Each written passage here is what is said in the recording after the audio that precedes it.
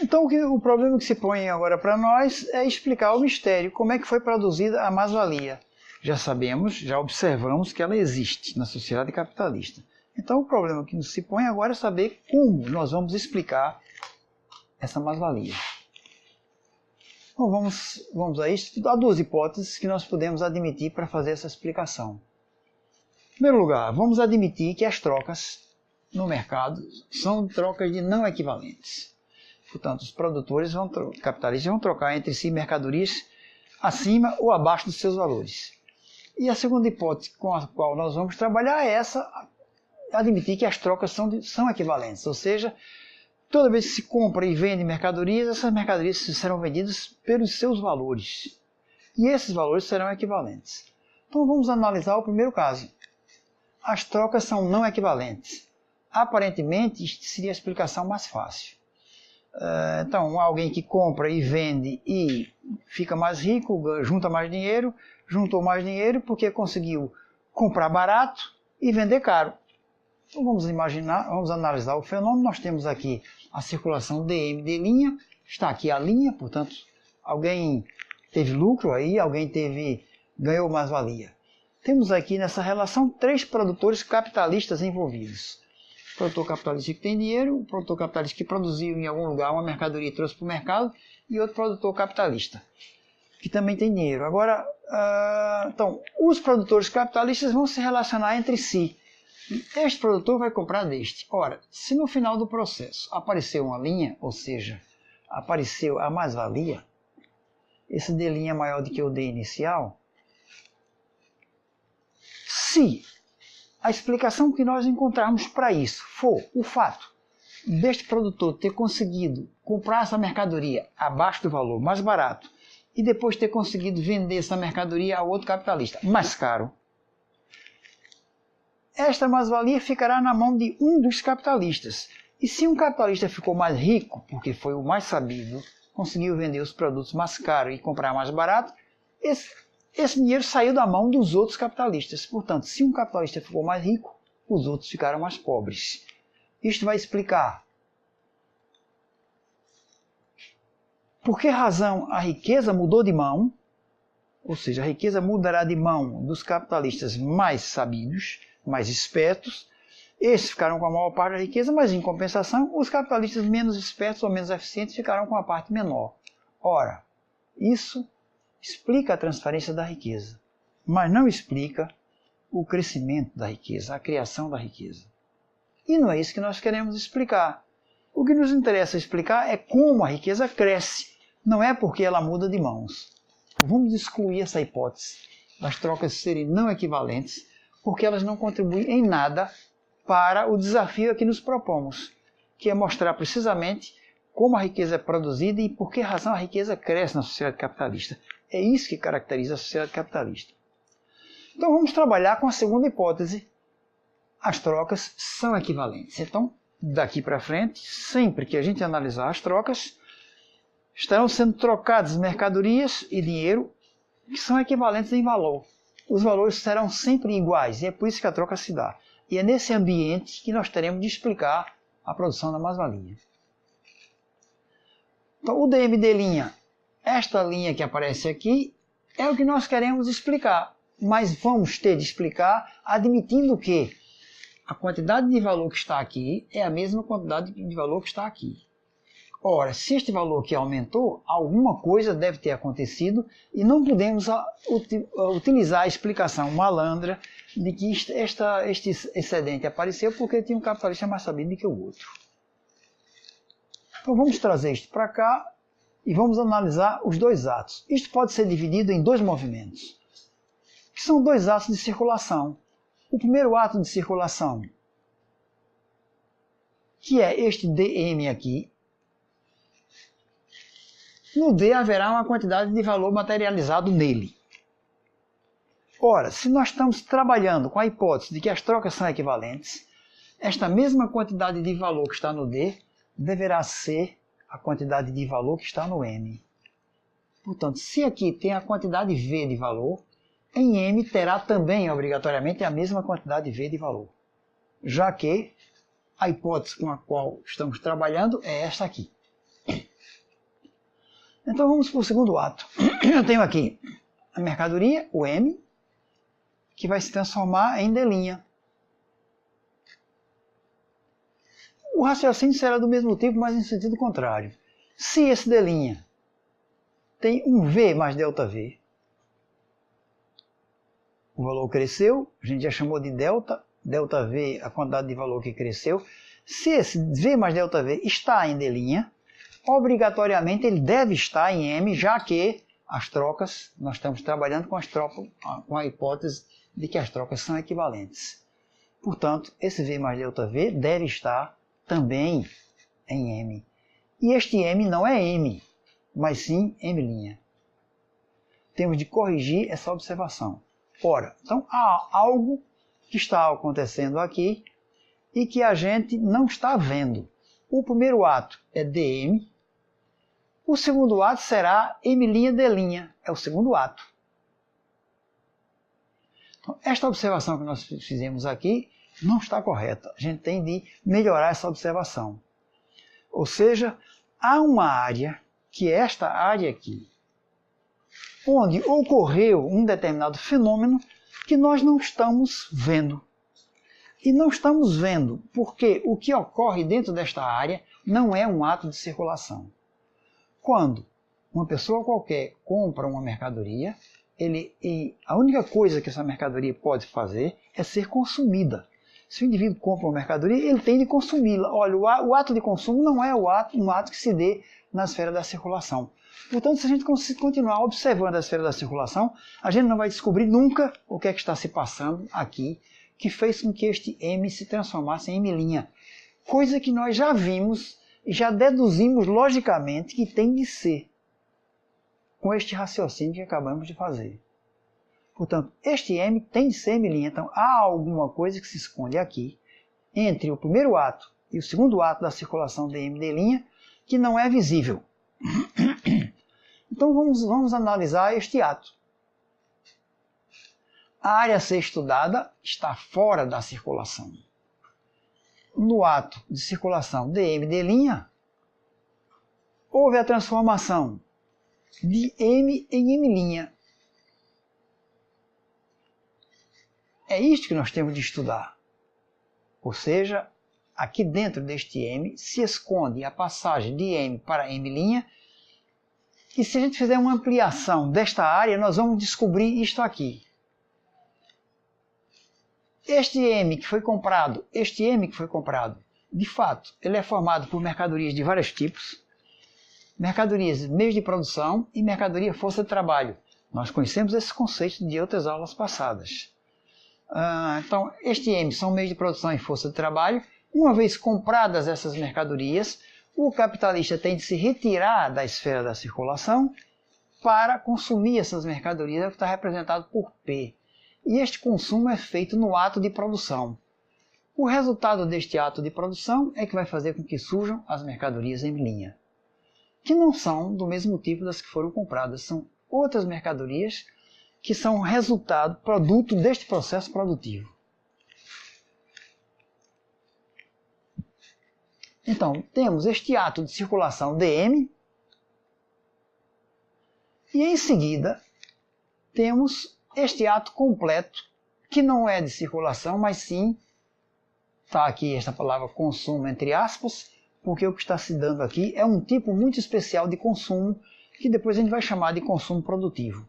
Em seguida, volta-se à esfera da circulação e agora nós temos novamente a circulação M', D'. E aqui dentro é que se deu a transformação do M em M', neste ato de produção, que para nós é definido como consumo produtivo. Ou seja, no nosso entender, existem dois tipos de consumo. O consumo pessoal, que tem como resultado o próprio consumidor, e o consumo produtivo, que tem como resultado uma mercadoria. Então, este ato de consumo que nós estamos assistindo aqui é um ato de consumo produtivo. O resultado dele são as mercadorias M'. Uma vez chegada dessa forma M', ao capitalista não restará uma outra alternativa senão voltar ao mercado a área da circulação para vendê-la por dinheiro. E aí sim, o M' virará D'. O acréscimo que já está no corpo das mercadorias produzidas vai se transformar em dinheiro. Então, para a gente continuar essa análise, vamos ter de investigar a compra das mercadorias, meios de produção e força de trabalho, isso é um dos problemas, e depois vamos investigar o consumo das mercadorias, meios de produção e força de trabalho. É importante discutir a compra, porque esta compra envolve algumas complicações, alguns problemas. Então vamos analisar a primeira fase, que é DM. Vamos dividir estas mercadorias, meios de produção que são compradas. Não, essas mercadorias são compradas, são meios de produção e força de trabalho. Depois nós vamos fazer a divisão do meio de produção em dois tipos de meio de produção. Um tipo de meio de produção que se chama capital fixo, são as máquinas e equipamentos, e nós vamos representar assim, um quadradinho escrito MEQ, máquinas e equipamentos. E a outra parte, que é destinada ao que é chamado de capital circulante, que são as matérias-primas e outros materiais, mas nós vamos resumir só com matérias-primas, por facilidade. E a gente vai representar assim, um triângulo escrito aqui dentro MPR, matérias-primas. Então, os meios de produção na nossa fábrica aqui serão máquinas e equipamentos e matérias-primas, coisa que os capitalistas chamam de capital fixo, e é capital fixo porque ele se transfere lentamente, vai se depreciando ao longo do processo, e as matérias-primas são chamadas de capital circulante porque eles se transferem integralmente em cada processo produtivo. A outra parte da compra, que é D2, é a parte que vai se dedicar à compra de força de trabalho, e nós vamos representar simbolicamente aqui, nesse nosso modelo, a força de trabalho por um círculo, da maneira como está ali. Bom, essas três compras são feitas em três mercados diferentes. Isso já é a primeira complicação. Eu tenho de ir a um mercado de máquinas e equipamentos onde o capital fixo será comprado. Tenho de ir a outro mercado onde vou comprar as matérias-primas. São mercados completamente diferentes. E depois tenho de ir num terceiro mercado onde vou comprar a força de trabalho. Então, são três mercados diferentes de máquinas, de matérias-primas e de força de trabalho. Mas a dificuldade não é só essa. Há uma série de outras dificuldades. A primeira dificuldade é dos três mercados completamente diferentes e com lógicas completamente diferentes. Mas há restrições técnicas, ou seja, a quantidade de máquinas que eu vou comprar está condiciona a uma compra de certa quantidade de matérias-primas e condiciona também uma compra de uma certa quantidade de força de trabalho. Isto não é arbitrário. Eu não posso chegar lá e comprar a quantidade que eu quiser. Isso tem de ser comprado em determinadas proporções rigidamente definidas pela tecnologia a ser utilizada. Então, há restrições técnicas que a gente tem de respeitar. Depois há o problema do tempo de instalação, que nos obriga a fazer essas compras numa certa ordem.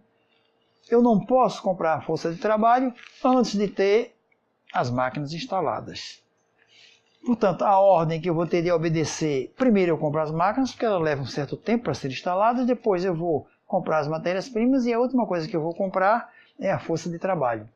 Portanto, a ordem das compras é extremamente importante para que a minha fábrica possa funcionar. Bom, agora vamos analisar o consumo das mercadorias. Vamos ali, novamente, simbolizar a compra no mercado. O D vai ser dividido na compra, como nós já vimos, né, de máquinas, equipamentos, matérias-primas e força de trabalho. Uma vez feita a compra, nós vamos trazer para dentro da fábrica. Vamos simbolizar aqui a fábrica. Vamos trazer as máquinas para dentro da fábrica, trazemos as matérias-primas para dentro da fábrica e, finalmente, trazemos a força de trabalho para dentro da fábrica. Esta ordem é importante. A força de trabalho não pode vir para dentro da fábrica antes que as máquinas estejam instaladas e as matérias-primas prontas. Depois a gente vai fazer novamente essa discussão, não é? Por uma questão técnica, é uma questão de ganhar ou perder dinheiro. As máquinas e equipamentos eu pago uma vez e coloco dentro da fábrica. A força de trabalho não, eu tenho que pagar todo dia. Se os trabalhadores chegarem na fábrica e não houver máquinas para eles trabalharem, eu tenho de pagar, de qualquer maneira.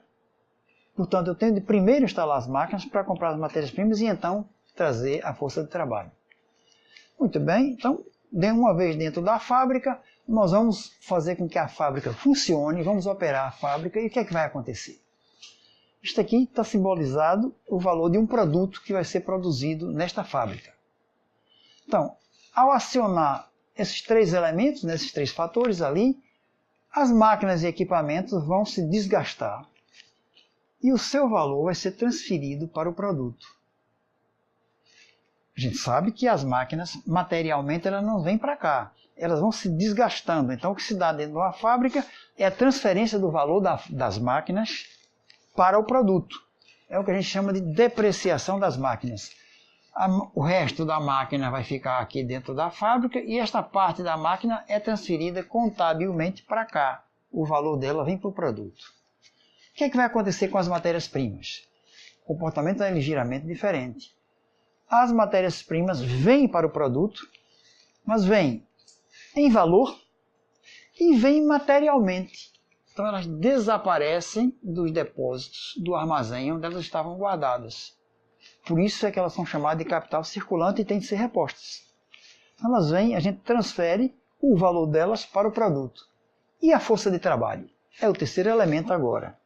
Aí a gente vai ver que vai haver, até aqui, não há discussão nenhuma entre os economistas de várias correntes e entre os donos de fábricas, os empresários, os capitalistas e os contadores. Todo mundo diz exatamente isso, até o governo diz a mesma coisa. O imposto de renda de pessoa jurídica faz essa conta. Faz a transferência do valor das máquinas, a depreciação das máquinas, a transferência do valor das matérias-primas, então isso é aceito por todo mundo. Aqui é que vai começar a complicação. E aí a gente vai ter de observar várias visões. A primeira visão é a visão do contador, do contabilista. Para ele, a força de trabalho vai transferir o seu valor para o produto da mesma maneira que as matérias-primas. É isso que ele vai escrever lá na contabilidade. Já já a gente vai escrever aqui a contabilidade do contador, qual é a conta que ele vai escrever aqui. Depreciação das máquinas. Ele coloca aqui, vamos supor que seja 10. Valor das matérias-primas. Ele coloca aqui, vamos supor que seja 50. E o que é que ele vai escrever aqui na contabilidade? Valor, salários pagos. Salários pagos dos trabalhadores, 20. E aí ele vai fazer essa soma e isto dará o preço de 80. E aí começa a complicação. Então nós vamos perguntar ao nosso contador se vamos vender o produto por 80. E eu pergunto também a vocês que estão nos ouvindo, se vocês venderiam este produto por 80. Infelizmente eu não posso ouvir a resposta, mas quem disse que venderia é um péssimo capitalista que irá à falência. Porque o que vai acontecer se eu vender por 80? Cadê o lucro? E o lucro do capitalista? Ele não vai ter lucro? Gastou 10 de máquinas, 50 de matérias-primas, 20 de trabalhador e vendeu. Por isso, ficou sem nada. E a gente vai fazer essa pergunta para o contador e o que é que ele vai nos dizer? Não é assim que se faz. Eu vou acrescentar mais uma quantidade aqui. A gente aqui está supondo que fosse essa quantidade a ser acrescentada fosse o 20.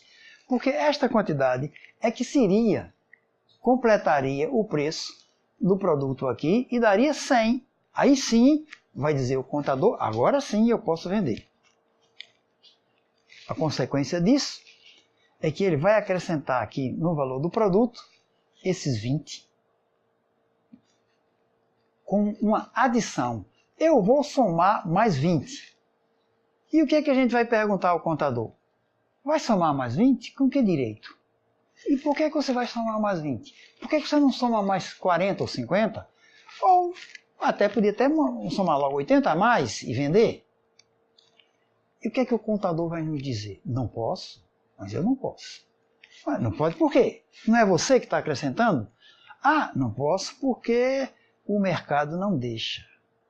Ou seja, ele vai reconhecer que existe uma força externa à fábrica, externa ao processo produtivo, que determina, que indica, que ordena que ele só pode aumentar esta conta aqui com 20 e não com um valor maior. Portanto, qual é o problema? E de onde é que vem essa ordem? Quem é que dá essa ordem? Quem é que diz ao homem da contabilidade que ele não pode acrescentar a isto um valor superior a este? Este é o mistério que ele não vai responder. Ele vai simplesmente dizer, é assim que se faz. No ramo é isto, no ramo a gente aumenta 10%, em outros ramos a gente aumenta 20%, neste produto aumenta só 15%, naquele outro a gente só pode aumentar 5%. Essa é a resposta que a gente vai ouvir. E ele jamais conseguirá responder por quê.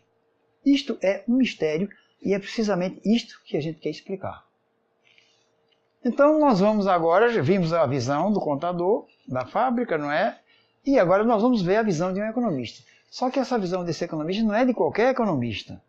Não é de um economista político, é um economista que entende um bocadinho da teoria do econômica marxiana. Um economista com outra formação não vai dar essa explicação com certeza. Então vamos seguir. Estamos aqui a nossa fábrica. As máquinas e equipamentos transferiram seu valor para cá, para o produto. As matérias-primas se transferiram materialmente e em valor para cá. E temos aqui agora a força de trabalho. Nós já vimos que se a gente imaginar que a força de trabalho se transfere para cá, não vamos chegar a explicação nenhuma, vai ficar aquele resíduo aqui. E como é que será este mais 20 que a gente acrescentou aqui? De onde é que ele vem? Como é que ele é gerado? Portanto, por esse caminho a gente não pode ir. Vamos observar a força de trabalho. Primeiro vamos verificar que ela é diferente das outras mercadorias. As máquinas estão fisicamente aqui e transferiram uma parte do seu valor e vão se depreciando. No movimento seguinte elas terão um valor menor. A força de trabalho está fisicamente aqui, não passou para o produto e o seu valor, segundo o contador, transferiu-se para cá. Mas aí, ela parece um capital fixo. Ora, mas a força de trabalho não vai se desvalorizar. Diferentemente das máquinas e equipamentos, a força de trabalho continua com o seu valor inteirinho no processo de produção, porque o trabalhador estará sempre em condições de produzir, de trabalhar nas mesmas condições. Portanto, o trabalhador sempre está aqui e vai receber o mesmo salário que recebia antes. Ele não está se desgastando.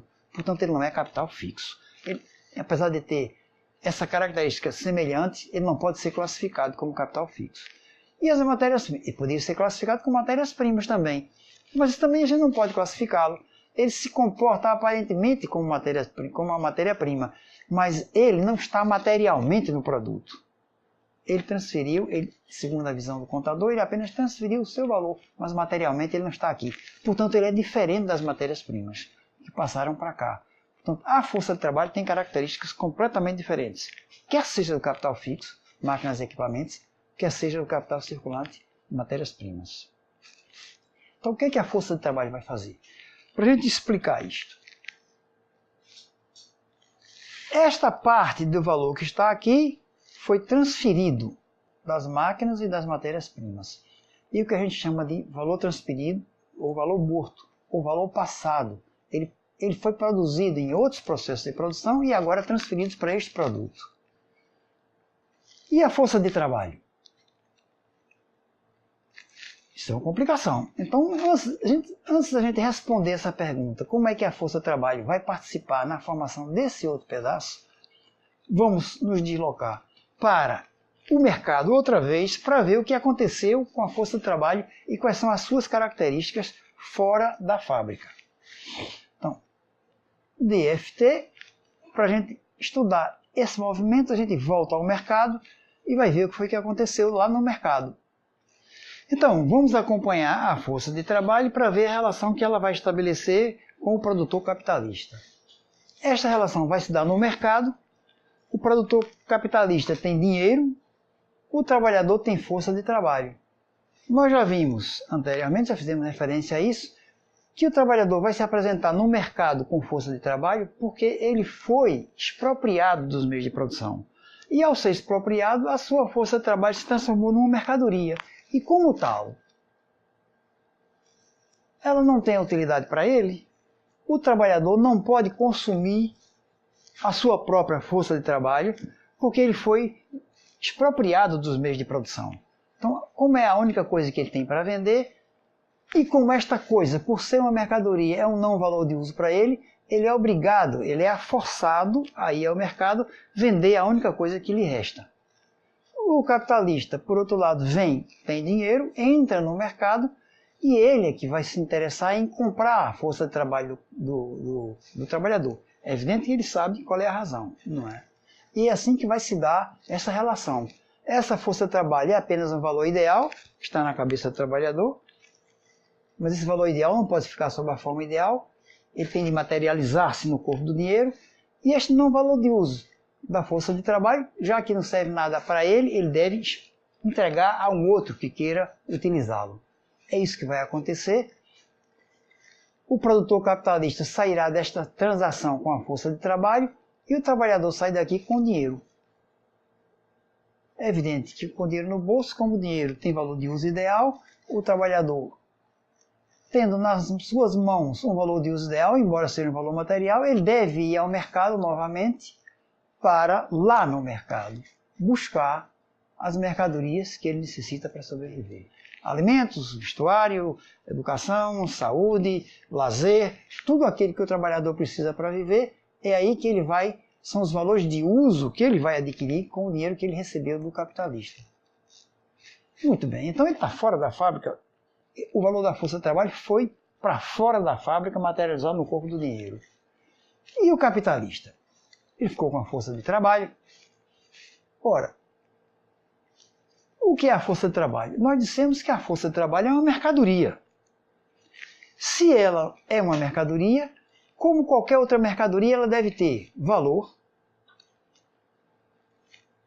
E o que será o valor da força de trabalho? Como o valor de qualquer mercadoria, o valor da força de trabalho deverá ser dado pelo tempo de trabalho socialmente necessário à produção da força de trabalho. Mas como é que a gente vai medir esse tempo de trabalho socialmente necessário? Somando todos os valores que os trabalhadores, de todas as mercadorias que os trabalhadores precisam para produzir a força de trabalho. Então, o que é que o trabalhador precisa? Esse símbolo aqui é o símbolo de somatório. É a soma de todos os valores das I mercadoria. Depois a gente faz o I variado de 1 até N, eu tenho todo o universo de mercadoria que o trabalhador precisa para viver. Portanto, isto é o valor da força de trabalho. Com este somatório eu obtenho o valor da força de trabalho. Ora, e o valor de troca da força de trabalho? Qual será? Toda mercadoria tem valor, valor de troca e valor de uso. Qual será o valor de troca? É a materialização deste valor sob a forma de salário. Como é que assume a forma de salário? O valor deve materializar-se no corpo do dinheiro. Pronto, nas mãos do trabalhador. Então, este valor, que era ideal, estava na cabeça do trabalhador, materializou-se no corpo do dinheiro. Aqui, ó, o valor. E agora sim, é por causa disto, o valor de troca representa o salário, e este valor de troca é esse salário que o capitalista, que o trabalhador vai gastar no mercado. E qual será o valor de uso da força de trabalho? Ora, a gente sabe que este valor de uso é que foi transferido para a mão do produtor capitalista. Esse FT que está aqui é a utilidade, é o valor de uso. Quando a gente compra uma mercadoria, o que a gente vai realizar na esfera do consumo é a utilidade dela. Portanto, é isso que o capitalista vai fazer. Qual será o valor de uso da força de trabalho? Uma hipótese é criar produto. Será? Desafio a todos que estão me ouvindo, que vão agora na porta de qualquer fábrica e façam a seguinte pergunta ao empresário, ao capitalista. O que é que o senhor faz com a sua fábrica se ela deixar de dar lucro? Qual será a resposta?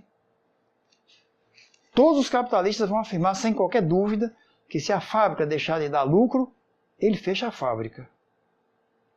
Portanto, o valor de uso da força de trabalho não pode ser criar um produto. Não pode ser. Tem de ser criar um produto com mais valor. A força de trabalho deve criar um produto que tenha mais valor. Se ela não conseguir fazer isso, o capitalista não terá lucro e, portanto, a fábrica vai fechar. Na fábrica, o que é consumido é precisamente este valor de uso da força de trabalho. Esta mercadoria especial é a única mercadoria que, ao ser consumida, é capaz de criar um valor maior do que o seu. Esta foi a grande descoberta que o Marx fez. Portanto, eu tenho no processo de produção as mercadorias meios de produção, as mercadorias matérias-primas e a mercadoria força de trabalho. Em relação às matérias-primas e às máquinas e equipamentos, não há nenhuma dúvida que elas transferem o seu valor e todos estamos de acordo. Em relação à força de trabalho, é que há discordância, mas a gente já viu qual foi o raciocínio do contador e como nós podemos derrubar o raciocínio dele. Porque o raciocínio dele termina no mistério. De onde veio o M? Seguindo um outro caminho, nós estamos chegando a uma outra conclusão. Que esta mercadoria especial, chamada força de trabalho, ela tem a propriedade, a capacidade de, quando é consumida, e ela é consumida produtivamente, ela vai criar um valor maior do que o seu. De posse desta conclusão, desta afirmação, nós voltamos à fábrica. Temos aqui o nosso esquema, máquinas, equipamentos, matérias-primas e força de trabalho. As máquinas e equipamentos já transferiram a sua depreciação para cá e o resto ficou lá. As matérias-primas se transferiram integralmente. Portanto, uma parte do valor do produto é o que nós chamamos de valor transferido. E esta outra parte? Esta outra parte será o valor criado pela força de trabalho. A força de trabalho, agindo com o auxílio das máquinas, agindo sobre as matérias-primas, elas agregaram à mercadoria um valor novo que não existia antes. Isto é o que a gente chama de valor criado. E aqui é onde está o segredo. Este valor criado é maior do que o valor da própria força de trabalho. Trazendo para cá o valor criado, o valor criado será dividido em duas partes. Uma parte que é quantitativamente igual ao valor da força de trabalho, corresponde ao valor da força de trabalho, e a outra parte que corresponderá à mais-valia. Portanto, no produto está uma parte de valor transferido e uma outra parte que é o valor criado pela força de trabalho neste processo produtivo. Depois de criado este valor novo, ele será dividido em dois pedaços.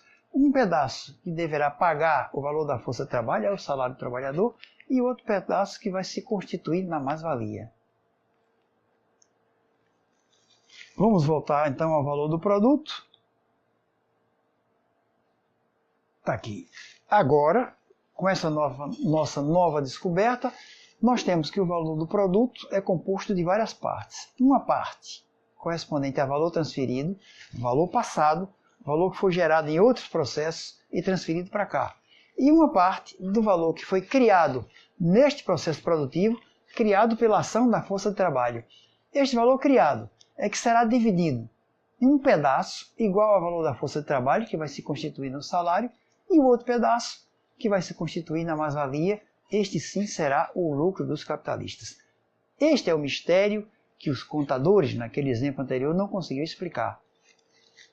Eles não podem aumentar arbitrariamente o preço do produto, porque este número aqui, que no nosso exemplo era 20, está determinado no processo produtivo pela capacidade da força de trabalho de criar esta área. Portanto, dentro desta área, o trabalhador, este pedaço ficou para ele, e este outro pedaço que aparentemente veio de fora da fábrica, já estava dentro da fábrica. É a mais-valia que foi criada pela força de trabalho. O valor transferido foi criado em um processo produtivo anterior e transferido para o produto no processo atual. O valor criado não existia antes, foi criado agora, é o responsável pelo aumento da riqueza e será dividido entre salários e lucros. Eis a explicação para a criação da riqueza na sociedade capitalista. É assim que o Marx descobre o segredo e explica a maneira como a mais-valia é gerada. O lucro, uma vez produzido pelo trabalhador sob a forma de mais-valia, ele é uma das formas que assume a mais-valia e poderá também assumir outras formas de juros, dividendos e todos os tipos de rendimentos. é o lucro que depois vai se espalhar pela sociedade e vai servir para remunerar os vários tipos de capitais e os vários tipos de rendimento que as pessoas recebem. Com esta conclusão, atingimos o objetivo a que nos pretendíamos, que era explicar como é criada a mais-valia, como ela surge, descobrir o que é o capital e como ele é um fenômeno que se move dentro da sociedade capitalista e que ele tem de mover-se permanentemente, o capital não pode parar, e é nesse movimento dele que ele produz a mais-valia que será apropriada por ele e depois distribuída pelo conjunto de toda a sociedade. Essa é a explicação que a nossa teoria leva à conclusão que nos leva. Há muita coisa ainda para ser estudada e nós pretendemos desenvolver outros modos do curso em que esse estudo será desenvolvido para outras coisas, para que possamos incluir no nosso tratamento aqui os capitais que nós excluímos, como capital bancário e capital comercial, e estudar mais mecanismos de movimento da própria sociedade capitalista. Portanto, por aqui, esse módulo nosso se encerra agora. Agradecemos a atenção de todos que tiveram e aguardamos a comunicação que deve ser estabelecida, as críticas, sugestões, etc., para que possamos melhorar esse tipo de trabalho.